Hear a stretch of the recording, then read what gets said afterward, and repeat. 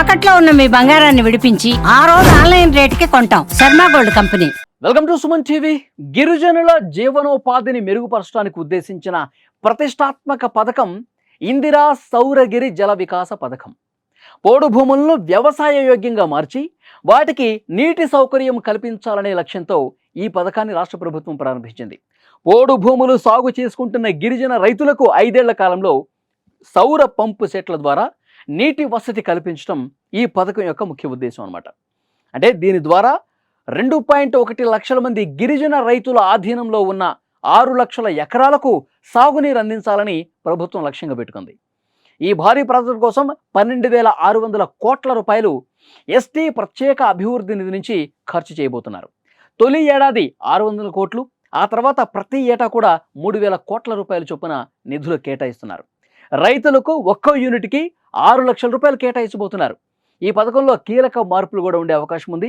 మొదట జారీ చేసిన జీవో ప్రకారం ఈ పథకంలో సోలార్ పంపు సెట్ల కొనుగోళ్లు జిల్లా కలెక్టర్ ఆధ్వర్యంలో జరగాలని చెప్పి నిర్ణయం తీసుకున్నారు. ఈ విధానంలో కొన్ని ఇబ్బందులు కూడా ఎదురైనట్టు గుర్తించారు. అందుకే కాంట్రాక్టర్ల ఎంపిక కావచ్చు, నాణ్యత నిర్వహణ కావచ్చు, వార్షిక నిర్వహణ ఒప్పందం ఈ పర్యవేక్షణలో సమస్యలు ఉన్నట్టుగా కొంత సమాచారం అందింది.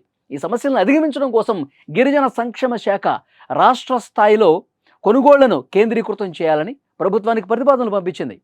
పునరుద్ధరణీయ ఇంధన వనరుల అభివృద్ధి సంస్థను నోడల్ ఏజెన్సీగా నియమించాలని కూడా ఒక డెసిషన్ తీసుకున్నారు.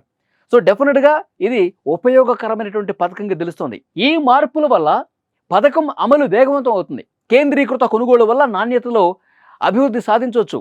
కేంద్ర ప్రభుత్వం సౌర పంపు సెట్లపై ఇచ్చే రాయితీని కూడా దీనికోసం ఉపయోగించుకోవచ్చు.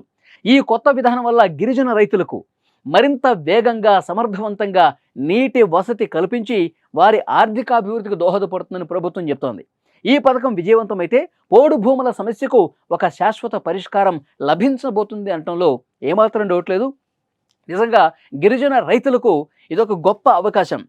తాము సాగు చేసుకోవటానికి ఆ భూముల్లో పంపు సెట్ల ద్వారా డెఫినెట్గా నీటిని పారించి వాళ్ళు వ్యవసాయం చేసుకోవడానికి, వాళ్ళ అభివృద్ధి పథాన్ని నడవడానికి ఇది ఒక గొప్ప ప్రాజెక్టుగా తెలియజేస్తోంది. సో రాష్ట్ర ప్రభుత్వం చిత్తశుద్ధితో గిరిజనుల కోసం, గిరిజన రైతాంగం కోసం ఈ పథకం తీసుకొచ్చింది. డెఫినెట్గా దీన్ని ఉపయోగించుకుంటే కనుక వాళ్ళ అభివృద్ధికి ఇటు ప్రభుత్వం ఏ విధంగా అయితే సాయం చేస్తుందో, సో డెఫినెట్గా దాన్ని ఉపయోగించుకుంటే గిరిజనులకే ఎక్కువ లాభం. సో దీని మీద దృష్టి పెట్టి ఆ పంపు సెట్లను ప్రభుత్వ ఆధ్వర్యంలో ప్రభుత్వ సాయం ద్వారా మీరు సమకూర్చుకుంటే ప్రగతి పనుల్లో ముందుకు పోతారు. గిరిజనులకు ఒక లాభదాయకమైనటువంటి ప్రాజెక్టుగా ఇది మారబోతోంది.